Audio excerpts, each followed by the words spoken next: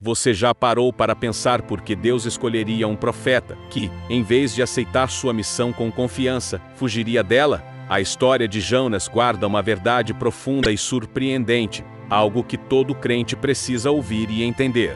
Prepare-se para embarcar em uma jornada espiritual que não só desafiará suas convicções, mas também revelará o coração de Deus de uma maneira poderosa, emocionante e transformadora. A narrativa de Jonas é mais do que apenas a história de um homem e um peixe. É um espelho que nos mostra nossos próprios preconceitos, nossas resistências e nossa relutância em aceitar a vontade divina. Este é o convite para confrontarmos o nosso íntimo e olharmos para além do que julgamos saber sobre a obediência e a fé. Entender o segredo por trás da missão de Jonas pode revolucionar a forma como compreendemos o amor divino, o perdão e o propósito que Deus nos oferece. Ao longo desse mergulho, vamos explorar como a teimosia de Jonas representa algo profundo dentro de cada um de nós. Muitas vezes, não somos diferentes, preferimos evitar o que nos desafia, fugimos do que nos exige mudança e, tal como Jonas, até questionamos o chamado de Deus em nossas vidas. E mesmo assim, Deus escolhe trabalhar conosco, não por sermos perfeitos, mas porque Ele é perfeito em seu amor e misericórdia. Prepare seu coração para esta experiência de confrontamento com a palavra. Jonas, o profeta relutante, nos revela muito mais do que imaginamos à primeira vista. Quando Deus o chama para pregar em Nínive, ele decide fugir. Esse ato impulsivo é mais do que uma mera fuga. É uma recusa em enfrentar suas próprias limitações e preconceitos. Jonas tem suas razões, talvez até justificáveis aos olhos humanos. Nínive era uma cidade conhecida por sua violência, idolatria e opressão. Jonas, como muitos de nós, se questiona: por que ir até eles? Eles merecem mesmo a misericórdia de Deus? Essa é uma pergunta que ressoa ainda hoje. Quantas vezes julgamos quem merece ou não o perdão divino? Jonas foge, mas sua fuga é um espelho das barreiras que levantamos para evitar o incômodo de confrontar aquilo que Deus quer nos ensinar. No entanto, por mais que Jonas se esforce, Deus o alcança. Em meio a uma tempestade, ele é lançado ao mar e, no ventre de um grande peixe, se vê forçado a encarar sua realidade. Dentro do peixe, Jonas não está apenas preso fisicamente. Ele está num espaço de profunda introspecção, onde finalmente compreende que não adianta fugir da missão que Deus lhe confiou. Nesse momento, ele se vê despido de suas justificativas e desculpas. Tudo o que resta é sua dependência completa de Deus e a aceitação de que não cabe a ele julgar quem merece ou não a salvação. Quando Jonas finalmente se rende e vai a Nínive, ele prega uma mensagem de arrependimento. E, para sua surpresa, a cidade inteira responde. Homens, mulheres, crianças, até o próprio rei, todos se voltam para Deus. A reação de Nínive revela o impacto que o perdão e o amor divinos podem causar, desafiando as expectativas de quem acredita que certos corações são irremediavelmente endurecidos. Por fim, Jonas observa a misericórdia de Deus com desconforto. Ele se afasta da cidade e espera, talvez, que Deus volte atrás em sua decisão. Mas, em vez de condenar Nínive, Deus confronta Jonas mais uma vez, mostrando-lhe que sua graça está disponível para todos. Essa é a verdade que devemos levar em nossos corações. O amor de Deus é ilimitado, e seu perdão está ao alcance de todos, até daqueles que julgamos indignos. Jonas, então, se afasta de Nínive, amargurado e confuso. Sua missão foi cumprida, mas ele sente um peso no coração, uma sensação de injustiça. Ele queria ver a cidade castigada, sentia que aquela era a consequência justa para o povo que outrora praticara tanta maldade. Mas Deus, em sua infinita misericórdia, poupou Nínive. Isso incomoda Jonas profundamente. Ele não consegue entender por que Deus escolheria perdoar um povo que ele considerava irredimível. Afastado da cidade, Jonas se senta sob o sol escaldante, exausto e amargurado, observando de longe, como se esperasse que Deus mudasse de ideia. É nesse momento que Deus lhe proporciona mais uma lição, fazendo uma planta crescer rapidamente ao seu lado, oferecendo-lhe sombra e alívio. Jonas se alegra com a planta, talvez pela primeira vez em muito tempo ele sente algum conforto. No entanto, na manhã seguinte, Deus envia um verme para destruir a planta, e Jonas sente o calor do sol ardendo novamente sobre sua cabeça. Ele reclama, irritado, não só pela perda da planta, mas pela aparente crueldade da situação. Então Deus o confronta mais uma vez, usando a planta como uma lição final. Ele pergunta a Jonas por que ele se entristece pela morte de uma simples planta, algo que surgiu e se foi tão rapidamente, enquanto se mostrava insensível ao destino de milhares de pessoas em Nínive.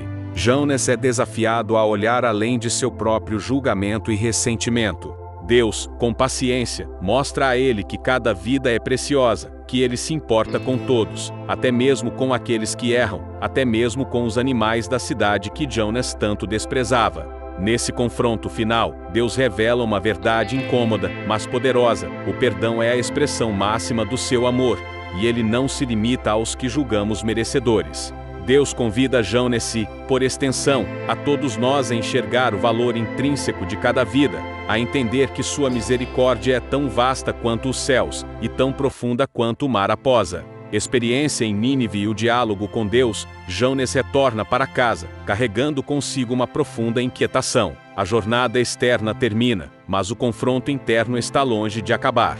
Ele percebe que algo mudou. Não é mais o mesmo homem que havia fugido de sua missão. A lição de Nínive, a misericórdia que testemunhou e o próprio desabafo de Deus sobre o valor de cada vida continuam ecoando em sua mente. Ele se sente desafiado a entender as implicações de tudo o que viu e ouviu. Agora, a compaixão divina não é mais um conceito abstrato, é uma realidade que ele viveu, algo que marcou sua alma. De volta à sua terra, Jonas enfrenta olhares curiosos, perguntas que ele não sabe responder. Ele se torna um homem de poucas palavras, pois falar sobre a bondade de Deus para com Nínive poderia ser incompreensível para os seus. Mesmo assim, ele começa a ver as pessoas à sua volta com olhos diferentes. Pequenos conflitos e desentendimentos em sua comunidade ganham nova perspectiva. Ele se vê oferecendo perdão onde antes não ofereceria, buscando compreender onde antes julgava. É como se algo dentro dele o impelisse a estender a mesma graça que recebeu, mesmo que de forma sutil e silenciosa. Os anos passam, e o testemunho de Jonas se transforma em algo mais sutil, menos espetacular, mas igualmente poderoso. Ele se torna uma figura misteriosa, marcada por uma história que nem todos compreendem, mas que desperta questionamentos e reflexões. Ele não faz discursos grandiosos, mas seu olhar e sua presença dizem muito. Com o tempo, Jonas se reconcilia com sua missão. A compreensão plena de tudo que viveu talvez nunca chegue, mas ele aceita que algumas respostas pertencem apenas a Deus. Assim, Jonas encerra sua vida como alguém transformado pela graça que um dia relutou em aceitar. No fim, ele percebe que a experiência em Nínive não foi só para salvar uma cidade, foi para salvar a si mesmo, para transformar sua visão limitada em algo mais próximo da compaixão divina, e para lhe ensinar que Deus é o único juiz dos corações. De sua missão, a lição de Nínive, a misericórdia que testemunhou e o próprio desabafo de Deus sobre o valor de cada vida continuam ecoando em sua mente. Ele se sente desafiado a entender as implicações de tudo o que viu e ouviu. Agora, a compaixão divina não é mais um conceito abstrato, é uma realidade que ele viveu, algo que marcou sua alma. De volta à sua terra, Jonas enfrenta olhares curiosos, perguntas que ele não sabe responder. Ele se torna um homem de poucas palavras, pois falar sobre a bondade de Deus para com Nínive poderia ser incompreensível para os seus. Mesmo assim, ele começa a ver as pessoas à sua volta com olhos diferentes. Pequenos conflitos e desentendimentos em sua comunidade ganham nova perspectiva. Ele se vê oferecendo perdão onde antes não ofereceria, buscando compreender onde antes julgava. É como se algo dentro dele o impelisse a estender a mesma graça que recebeu, mesmo que de forma sutil e silenciosa. Os anos passam, e o testemunho de Jonas se transforma em algo mais sutil, menos espetacular, mas igualmente poderoso. Ele se torna uma figura misteriosa, marcada por uma história que nem todos compreendem, mas que desperta questionamentos e reflexões. Ele não faz discursos grandiosos, mas seu olhar e sua presença dizem muito. Com o tempo, Jonas se reconcilia com sua missão. A compreensão plena de tudo que viveu talvez nunca chegue, mas ele aceita que algumas respostas pertencem apenas a Deus. Jonas é lançado ao mar, e o silêncio o envolve enquanto as ondas se fecham sobre ele.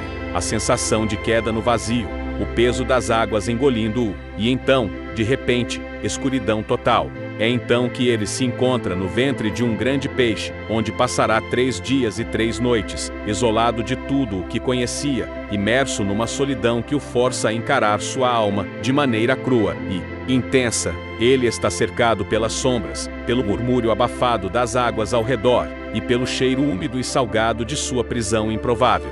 Cada minuto dentro desse lugar parece eterno, um confronto entre ele, sua teimosia, e a voz de Deus que ecoa silenciosa, mas incessante, em seu coração. Esses 3 dias e 3 noites não são apenas uma questão de tempo, são um processo de transformação.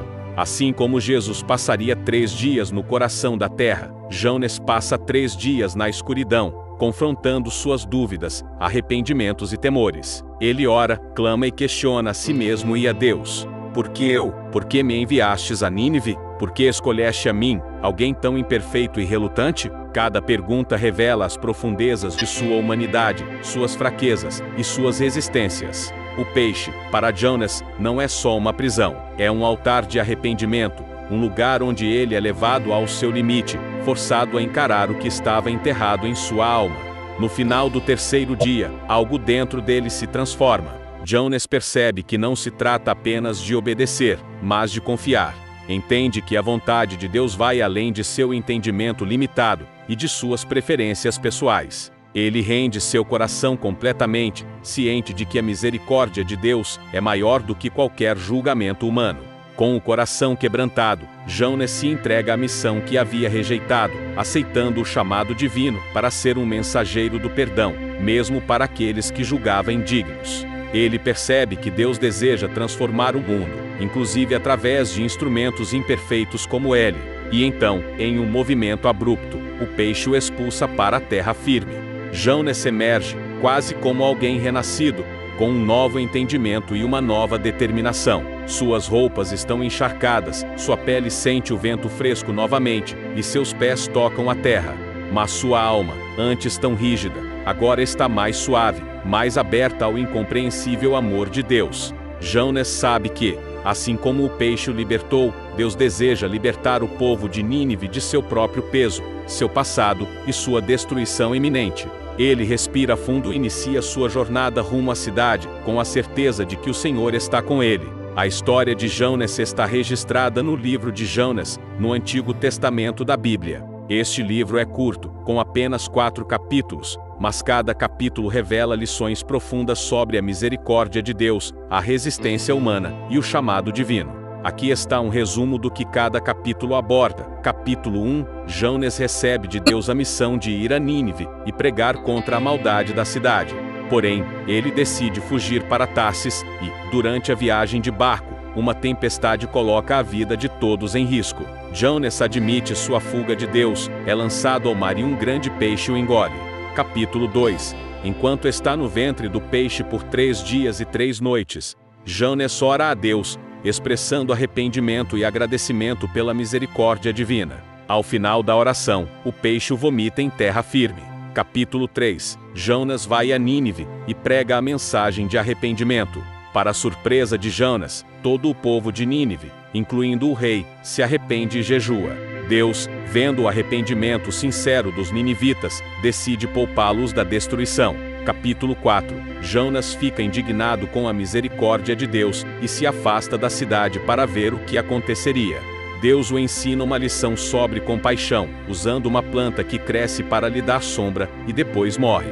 Com isso, Deus mostra a Jonas que ele se importa profundamente com cada pessoa, até mesmo com aquelas que outros consideram indignas. A relação de Jonas passando 3 dias e 3 noites no ventre do peixe é comparada a Jesus Cristo, que fala sobre sua própria morte e ressurreição. Essa referência é mencionada no Evangelho de Mateus 12:40, onde Jesus diz que assim como Jonas ficou 3 dias e 3 noites no ventre do grande peixe, assim o Filho do Homem ficará 3 dias e 3 noites no coração da terra. Essas passagens demonstram como a história de Jonas aponta para temas de arrependimento, perdão e misericórdia que são fundamentais na Bíblia.